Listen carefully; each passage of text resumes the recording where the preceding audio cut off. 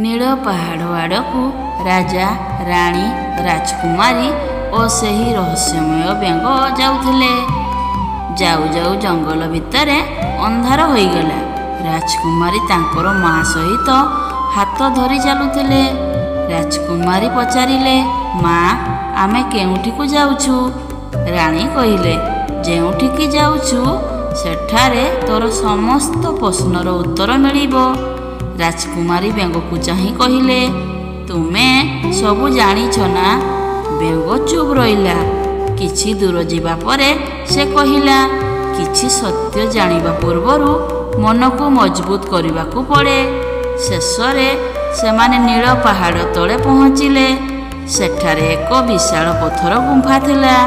ସେହି ଗୁମ୍ଫା ଦ୍ୱାରରେ ଗୋଟିଏ ବେଙ୍ଗର ମୂର୍ତ୍ତି ଚିହ୍ନ ଥିଲା। ରାଜକୁମାରୀ ଦେଖି ଆଶ୍ଚର୍ଯ୍ୟ ହୋଇ କହିଲେ, ଏଠାରେ ବେଙ୍ଗର ଚିହ୍ନ କାହିଁକି? ବେଙ୍ଗଟି ଦ୍ୱାର ପାଖକୁ ଗଲା। ବେଙ୍ଗ ପାଖରୁ ଏକ ଆଲୋକ ବାହାରିଲା। ଆଲୋକ ପଥର ଉପରେ ପଡ଼ିବା ମାତ୍ରେ ଗୁମ୍ଫାର ଦ୍ୱାର ଖୋଲିଗଲା। ରାଜା ଦେଖି ଆଶ୍ଚର୍ଯ୍ୟ ହୋଇଗଲେ। ରାଜା କହିଲେ, ଏହି ଗୁମ୍ଫା ତୋତେ ଚିହ୍ନେ? ବେଙ୍ଗ କହିଲା, ହଁ। ରାଜା କହିଲେ, କାହିଁକି? ବେଙ୍ଗ ଚୁପ୍ ରହିଲା। ସମସ୍ତେ ଗୁମ୍ଫା ଭିତରକୁ ପଶିଲେ। ଭିତରେ ଅନ୍ଧାର ଥିଲା। କାନ୍ଥରେ ଅନେକ ଚିତ୍ର ଥିଲା। ରାଜା, ରାଣୀ, ଛୋଟ ଶିଶୁ। ଆଉ ଗୋଟେ ଚିତ୍ର ଥିଲା ଗୋଟେ ବଡ଼ ବେଙ୍ଗ ଶିଶୁଟିକୁ ନିଜ ଦେହରେ ଆଡ଼ କରି ରକ୍ଷା କରୁଛି। ରାଜକୁମାରୀ ଏହି ଚିତ୍ର ଦେଖି ଆଶ୍ଚର୍ଯ୍ୟ ହୋଇଗଲେ। ରାଜକୁମାରୀ କହିଲେ, ଏହି ଶିଶୁଟି କିଏ? ବେଙ୍ଗ କହିଲା, ତୁମେ। ଏହି କଥା ଶୁଣି ରାଜକୁମାରୀ ମୁହଁ ଫିକା ପଡ଼ିଗଲା। ରାଜକୁମାରୀ କହିଲେ, ମୁଁ? ରାଜା, ରାଣୀ ଚୁପ୍ ରହିଲେ। ଗୁମ୍ଫାର ଭିତରେ ଏକ ପଥରରେ ଲେଖା ଥିଲା, ଯେଉଁ ଦିନରେ ଚନ୍ଦ୍ରକନ୍ୟା ଜନ୍ମ ନେବ ସେହି ଦିନରେ ଜଣେ ରକ୍ଷକ ବେଙ୍ଗର ଜନ୍ମ ହେବ ଏବଂ ରାଜକୁମାରୀ ବିପଦରେ ପଡ଼ିଲେ ରକ୍ଷକ ତାକୁ ନିଜ ଜୀବନ ଦେଇ ରକ୍ଷା କରିବ। ରାଜକୁମାରୀ ପଚାରିଲେ, ତାହେଲେ ଏହି ବେଙ୍ଗ ମୋର ରକ୍ଷକ? ରାଜା ମୁଣ୍ଡ ହଲାଇଲେ, ହଁ କହିଲେ। ବେଙ୍ଗଟି ଚୁପ୍ ରହିଥାଏ। ରାଜକୁମାରୀ ବେଙ୍ଗ ପାଖକୁ ଯାଇ କହିଲେ, ତୁମେ ମୋତେ ଏତେ ଦିନ ଧରି ରକ୍ଷା କରୁଛ, ତାହେଲେ ମୋ ପାଖରେ ସତ ଲୁଚାଇଛ କାହିଁକି? ବେଙ୍ଗ କହିଲା, କାରଣ ସତ ଜାଣିଲେ ତୁମେ ମୋତେ ଘୃଣା କରିବ। ଏହି କଥା ଶୁଣି ରାଜକୁମାରୀ ହସି ଦେଇ କହିଲେ, ଯିଏ ମୋତେ ବଞ୍ଚାଉଛି ତାକୁ ମୁଁ କେମିତି ଘୃଣା କରିବି? ଏହି କଥା ରାଜକୁମାରୀଠୁ ଶୁଣି ବେଙ୍ଗ ଆଖିରେ ଲୁହ ଆସିଗଲା। ସେହି ସମୟରେ ହଠାତ୍ ବେଙ୍ଗ ଦେହରେ ଆଲୋକ ବାହାରିଲା। ସମସ୍ତେ ଦେଖୁଥାନ୍ତି। ଧୀରେ ଧୀରେ ଆଲୋକ କମିଗଲା। ବେଙ୍ଗର ସ୍ଥାନରେ ଜଣେ ଯୁବକ ଠିଆ ହୋଇଥିଲେ। ସେହି ଯୁବକ ଥିଲା ଶାନ୍ତ ମନ, ସାଧାରଣ ପୋଷାକରେ ଥିଲେ। ତାଙ୍କ ଆଖି ଥିଲା ଗଭୀର ଦୁଃଖ।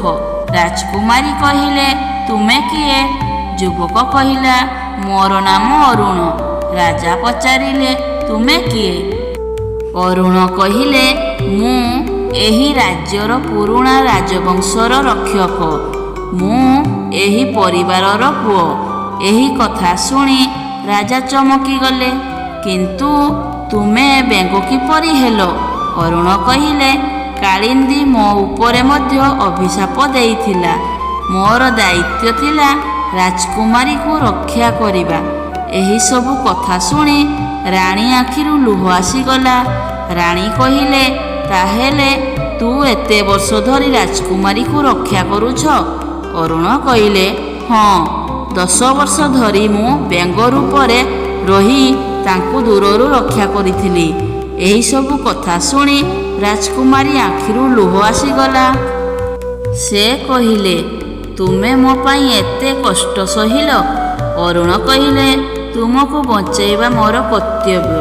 ରାଜା ଅରୁଣ ପାଖକୁ ଯାଇ ହାତ ଧରି କହିଲେ, ପୁଅ, ମୁଁ ତୁମକୁ ଭୁଲ ବୁଝିଥିଲି। ଅରୁଣ କହିଲେ, ମହାରାଜ, ଆପଣ ଭୁଲ କରିନାହାନ୍ତି। ଜଣେ ବାପା ନିଜ ଝିଅକୁ ବଞ୍ଚେଇବାକୁ ଭୟ କରିବା ସ୍ୱାଭାବିକ। ରାଣୀ ଅରୁଣଙ୍କୁ ମୁଣ୍ଡରେ ହାତ ରଖି କହିଲେ, ଆଜିଠାରୁ ତୁ ଆମ ପରିବାର ଲୋକ। ରାଣୀଠୁ ଏହି କଥା ଶୁଣି ଅରୁଣ ଆଖିରୁ ଲୁହ ଆସିଗଲା। ଅରୁଣ ଜାଣିଥିଲେ ଯେ କାଳିନ୍ଦୀ ଏବେ ଆହୁରି ନିକଟକୁ ଆସୁଛି। ସେହି ସମୟରେ ଗୁମ୍ଫା ଭିତରୁ ଧଡ଼ ଧାଡ଼ ଶବ୍ଦ ହୋଇ ପଥର ଦ୍ୱାର ଖୋଲିଗଲା। ସେହି ଭିତରେ ଥିଲା ଏକ ଛୋଟ କୋଠରୀ। କୋଠରୀ ମଝିରେ ଥିଲା ଏକ ନୀଳ ପଦ୍ମ। ଅରୁଣ କହିଲା, ଏହା ହେଉଛି ଚନ୍ଦ୍ରପଦ୍ମ। ରାଜକୁମାରୀ ପଚାରିଲେ, ଏହାର କ'ଣ ଶକ୍ତି? ଅରୁଣ କହିଲେ, ଏହା ହେଉଛି ତୁମ ଭିତରେ ଥିବା ଦିବ୍ୟ ଶକ୍ତିକୁ ଜାଗ୍ରତ କରିପାରିବ। ରାଜକୁମାରୀ ଭୟ କଲେ, ପଛକୁ ହଟିଗଲେ। ସେ କହିଲେ, ମୁଁ ଏହା ଚାହେଁ ନାହିଁ। ଅରୁଣ କହିଲେ, ତୁମେ ନ ଚାହିଁଲେ ମଧ୍ୟ ଦିନେ ଏହି ଶକ୍ତି ତୁମକୁ ଖୋଜି ନେବ। ସେହି ସମୟରେ ଗୁମ୍ଫା ବାହାରୁ ଭୟଙ୍କର ହସ ଶୁଣାଗଲା। ହା ହା ହା। ଅରୁଣ ଭୟରେ କହିଲେ, ସେ ଆସିଗଲା। ସେହି ସମୟରେ ରାଜା ତଲବାର ଧରିଲେ, ସମସ୍ତେ ପଛକୁ ଯାଅ। ଗୁମ୍ଫାର ଦ୍ୱାର ପାଖରେ କଳା ଧୂଆଁ ଜମା ହୋଇଗଲା। ସେହି ଧୂଆଁ ମଧ୍ୟରୁ ଜଣେ ନାରୀର ଛାୟା ଦେଖାଗଲା। କାଳିନ୍ଦୀ କହିଲା, 10 ବର୍ଷ ଧରି ମୁଁ ଅପେକ୍ଷା କରିଥିଲି। ସେପଟେ ରାଜକୁମାରୀ ଭୟ କଲେ। କାଳିନ୍ଦୀ ପୁଣି ହସିଲା। ରାଜକୁମାରୀ, ତୁମେ ଜାଣିଛ କି ମୁଁ ସବୁ ରକମ ରୂପ ବଦଳାଇ ପାରେ। ଆଉ ତୁମର ଜନ୍ମର ସବୁଠାରୁ ବଡ଼ ରହସ୍ୟ କ'ଣ? ରାଜକୁମାରୀ ଚୁପ୍ ରହିଲେ।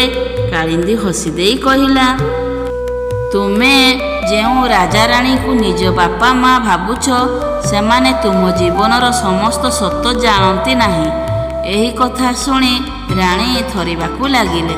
କାଳିନ୍ଦୀ କହିଲା, ସତ ତ ଏବେ ପ୍ରକାଶ ପାଇବ। ସେ ରାଜକୁମାରୀ ଆଡ଼କୁ ଆଙ୍ଗୁଠି ଦେଖାଇ କହିଲେ, ତୁମେ ରାଜାଙ୍କ ଝିଅ ନୁହଁ। ତୁମେ ହେଉଛ ଏକ ଦିବ୍ୟ ରାଜବଂଶର ଶେଷ ଉତ୍ତରାଧିକାରୀ। ରାଜକୁମାରୀ ଏହି କଥା ଶୁଣି ନୀରବ ରହି ଆଖିରୁ ଲୁହ ଝରିବାକୁ ଲାଗିଲା। ରାଜକୁମାରୀ ପଚାରିଲେ, ତାହେଲେ ମୁଁ କିଏ? ଏହି ପ୍ରଶ୍ନର ଉତ୍ତର ଦେବାକୁ ଯାଇ ରାଣୀ ପଦ୍ମାବତୀ ହଠାତ୍ ମୁଣ୍ଡ ଘୂରି ପଡ଼ିଗଲେ। ରାଜକୁମାରୀ ଦୌଡ଼ି ଆସି ମା'ଙ୍କୁ ଧରିଲେ। ଚନ୍ଦ୍ରପଦ୍ମ ଆଡ଼କୁ ଚାହିଁଲେ। ପଦ୍ମଟି ହଠାତ୍ ଉଜ୍ଜଳ ହୋଇଉଠିଲା ଏବଂ ତାର ଆଲୋକ ସିଧା ରାଜକୁମାରୀ ଆଡ଼କୁ ପଡ଼ିଲା। ରାଜକୁମାରୀଙ୍କୁ ଗୋଟିଏ ଅଜଣା ଦୃଶ୍ୟ ଦେଖାଗଲା। ଏକ ବିଶାଳ ରାଜମହଲ। ଏକ ଅଜଣା ରାଣୀ ଏକ ନବଜାତ ଶିଶୁକୁ ଧରି କାନ୍ଦୁଥିଲେ, ମୋର ଝିଅକୁ ବଞ୍ଚାଅ। ଏବଂ ସେହି ଶିଶୁକୁ ନେଇ ଦୌଡ଼ୁଥିବା ଜଣେ ଯୁବକ। ରାଜକୁମାରୀ ଆଶ୍ଚର୍ଯ୍ୟରେ ଦୃଶ୍ୟଟି ଦେଖୁଥିଲେ। ସେ ପଚାରିଲେ, ଏହି ଶିଶୁଟି କିଏ? ହଠାତ୍ ତାଙ୍କ ମନରୁ ଏକ ସୁର ଆସିଲା। ସେ କହିଲା, ସେ ହେଉଛି ତୁମେ। ରାଜକୁମାରୀ ଚମକି ଉଠିଲେ। ସେହି ଦୃଶ୍ୟଟି ଆହୁରି ସ୍ପଷ୍ଟ ଦେଖାଗଲା। ସେହି ରାତିରେ ରାଜମହଲରେ ଭୟଙ୍କର ଝଡ଼ ହେଉଥିଲା। ଅନ୍ୟ ଜଣେ ରାଜା ତାଙ୍କ ମହଲରେ ଦ୍ୱାରରେ ଠିଆ ହୋଇଥିଲେ। ସେ ଥିଲେ ରାଜା ଚନ୍ଦ୍ରବର୍ମା। ତାଙ୍କ ରାଣୀଙ୍କର ନାମ ସୁନନ୍ଦା। ସେମାନଙ୍କର ଏକମାତ୍ର ଝିଅ ଥିଲା, ତାର ନାମ ଚନ୍ଦ୍ରଲେଖା। ରାଜା ଜାଣିଥିଲେ ଯେ କାଳିନ୍ଦୀ ତାଙ୍କ ଝିଅକୁ ଖୋଜୁଛି, କାରଣ ରାଜକୁମାରୀ ଥିଲେ ଏକ ଦିବ୍ୟ ରାଜବଂଶର ଶେଷ ଉତ୍ତରାଧିକାରୀ। ତାଙ୍କ ହାତରେ ଥିଲା ଏକ ଛୋଟ ଚିହ୍ନ, ଚନ୍ଦ୍ର ଆକାରର ଚିହ୍ନ। ସେହି ଚିହ୍ନ ଥିଲା ତାଙ୍କ ବଂଶର ପରିଚୟ। ରାଣୀ ସୁନନ୍ଦା ନିଜ ଶିଶୁକୁ ଛାତିରେ ଜାବୁଡ଼ି ଧରି କାନ୍ଦିକିରି କହିଲେ, ମୋର ଝିଅକୁ ନେଇଯାଅ। ତାକୁ ଏମିତି ଜାଗାରେ ରଖ ଯେଉଁଠି କାଳିନ୍ଦୀ ତାକୁ କେବେ ଖୋଜିପାରିବ ନାହିଁ। ରାଜା ଚନ୍ଦ୍ରବର୍ମା କହିଲେ, କିନ୍ତୁ ରାଣୀ ତୁମେ କେମିତି ରହିବ? ରାଣୀ ଲୁହ ପୋଛି କହିଲେ, ମା'ର ଝିଅର ଜୀବନ ବଡ଼।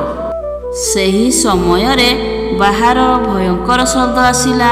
କାଳିନ୍ଦୀ ପହଞ୍ଚିଲା। ସେ କହିଲା, ମୁଁ ଜାଣିଛି ଶିଶୁ କେଉଁଠି ଅଛି। ରାଜା ଅରୁଣକୁ ଡାକିଲେ। ସେ କହିଲେ, ଅରୁଣ, ତୁମେ ମୋର ଝିଅକୁ ନେଇ ଏଠାରୁ ପଳେଇ ଯାଅ। ଅରୁଣ ଶିଶୁଟିକୁ ନେଇ କହିଲେ, ମହାରାଜ, ମୁଁ ମୋର ଜୀବନ ଦେଇ ରକ୍ଷା କରିବି। ରାଣୀ କହିଲେ, ମୋ ଝିଅ, ଦିନେ ତୁ ମୋତେ ଖୋଜିବୁ। ଅରୁଣ ଶିଶୁ ଚନ୍ଦ୍ରଲେଖାକୁ ନେଇ ଜଙ୍ଗଲ ଆଡ଼କୁ ଦୌଡ଼ିଲେ। ପଛରେ କାଳିନ୍ଦୀ ଖୋଜୁଥିଲା। ଅରୁଣ ଶେଷରେ ଚନ୍ଦ୍ରପୁର ରାଜ୍ୟରେ ପହଞ୍ଚିଲେ। ସେଠାରେ ରାଜା ବୀରସିଂହ ଓ ରାଣୀ ପଦ୍ମାବତୀ ଥିଲେ। ସେମାନେ ସେତେବେଳେ ମନ୍ଦିରର ସନ୍ତାନ ପାଇଁ ପ୍ରାର୍ଥନା କରୁଥିଲେ। ଅରୁଣ ଶିଶୁଟିକୁ ରାଣୀଙ୍କ କୋଳରେ ଦେଇ କହିଲେ, ଏହି ଶିଶୁକୁ ନିଜ ଝିଅ ପରି ପାଳନ କରନ୍ତୁ। ଏହି କଥା ଶୁଣି ରାଣୀ ଆଶ୍ଚର୍ଯ୍ୟ ହୋଇ ପଚାରିଲେ, କିନ୍ତୁ ଏହି ଶିଶୁ କିଏ? ଅରୁଣ କହିଲେ, ଏହି ପ୍ରଶ୍ନର ଉତ୍ତର ଦିନେ ନିଜେ ପାଇପାରିବ। ସେହି ସମୟରେ କାଳିନ୍ଦୀ ଅରୁଣଙ୍କ ପଛରେ ପହଞ୍ଚିଗଲେ। ସେ ରାଗି ଯାଇ କହିଲେ, ତୁମେ ମୋ ଠାରୁ ଶିଶୁକୁ ଲୁଚାଇଲ? ଅରୁଣ କହିଲେ, ଏହି ନିରୀହ ଶିଶୁକୁ ତୁମ ଅନ୍ୟାୟରୁ ମୁଁ ରକ୍ଷା କରିବି। କାଳିନ୍ଦୀ ଅଭିଶାପ ଦେଲେ, ତେବେ ତୁମେ ମଣିଷ ହୋଇ ରହିବ ନାହିଁ। ଅରୁଣ ବ୍ୟଙ୍ଗ ରୂପରେ ପରିଣତ ହୋଇଗଲେ। କାଳିନ୍ଦୀ କହିଲା, ଏବେ ତୁମେ ଯେତେ ଚାହିଁଲେ ମଧ୍ୟ ଏହି ଝିଅକୁ ମୋ ଠାରୁ ରକ୍ଷା କରିପାରିବ ନାହିଁ। ଅରୁଣ କହିଲା, ମୁଁ ବ୍ୟଙ୍ଗ ହେଲେ କ'ଣ ହେଲା? ମୋର କର୍ତ୍ତବ୍ୟ ବଦଳିବ ନାହିଁ। ରାଜକୁମାରୀ ମାଆଙ୍କୁ ଚାହିଁ କହିଲେ, ମା, ତୁମେ ମୋର ଅସଲି ମା ନୁହଁ କି? ରାଣୀଙ୍କ ଆଖିରୁ ଲୁହ ଝରିଲା। ସେ ରାଜକୁମାରୀଙ୍କୁ କହିଲେ, ଜନ୍ମ ଦେଇନଥିଲି ବୋଲି କ'ଣ ହେଲା? ତୁ ମୋର ହୃଦୟରୁ ଜନ୍ମ ନେଇଛୁ। ରାଜକୁମାରୀ ମାଆଙ୍କୁ ଧରି କହିଲେ, ମୋ ପାଇଁ ତୁମେ ହିଁ ମୋ ମା। ରାଣୀ କହିଲେ, ଆଉ ତୁମେ ମୋ ପାଇଁ ସବୁବେଳେ ମୋ ଝିଅ ହୋଇ ରହିବୁ। ରାଜା ମଧ୍ୟ ଆଖିରୁ ଲୁହ ଆସିଗଲା। ରାଜା କହିଲେ, ଝିଅ, ରକ୍ତର ସମ୍ପର୍କ ଠାରୁ ଭଲ ପାଇବା ସମ୍ପର୍କ ବଡ଼। ଅରୁଣ ଆଉ ଗୋଟେ ପେଟି ଦେଲେ, ଏହା ତୁମ ପାଇଁ। ରାଜକୁମାରୀ ପେଟି ଖୋଲିଲେ। ଭିତରେ ଏକ ଚିଠି ଥିଲା। ଚିଠିଟି ଥିଲା ରାଣୀ ସୁଲନ୍ଦାଙ୍କର। ମୋ ଝିଅ, ଯଦି ତୁ ଏହି ଚିଠି ପଢ଼ୁଛୁ, ତେବେ ତୁ ବଡ଼ ହୋଇଯାଇଛୁ। ମୁଁ ତୋତେ ଛାଡ଼ିଥିଲି ବୋଲି କେବେ ଭାବିବୁ ନାହିଁ ଯେ ମୁଁ ତୋତେ ଭଲ ପାଉନଥିଲି। ମୁଁ ତୋତେ ଛାଡ଼ିଥିଲି କେବଳ ତୋର ଜୀବନ ବଞ୍ଚାଇବା ପାଇଁ। ଯେଉଁ ମା ନିଜ ଝିଅକୁ ବଞ୍ଚାଇବା ପାଇଁ ନିଜର ହୃଦୟ ଭାଙ୍ଗିଦିଏ, ସେହି ମା କେବଳ ଝିଅକୁ ଭୁଲିପାରେ ନାହିଁ। ମୁଁ ଯେଉଁଠି ଥାଏ, ମୋର ଆଶୀର୍ବାଦ ସବୁବେଳେ ତୋ ସହିତ ରହିବ। ଚିଠି ପଢ଼ି ରାଜକୁମାରୀ ଆଉ ନିଜକୁ ସମ୍ଭାଳି ପାରିଲେ ନାହିଁ। ସେ କାନ୍ଦିକରି କହିଲେ, ମା, ମୁଁ ତୁମକୁ ଦିନେ ଖୋଜିବି।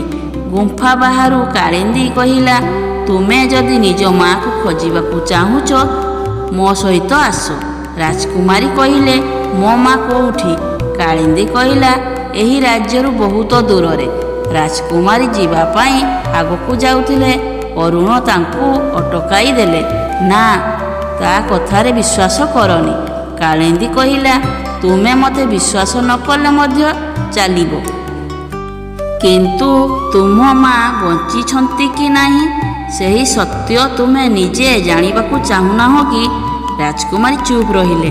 ରାଣୀ କହିଲେ, ଝିଅ, ତୁ ଯେଉଁଠିକି ଯା, ମୋର ଆଶୀର୍ବାଦ ତୋ ସହିତ ରହିଛି। ରାଜା କହିଲେ, କିନ୍ତୁ ଆମେ ତୋତେ ଏକା ଯିବାକୁ ଦେବୁ ନାହିଁ।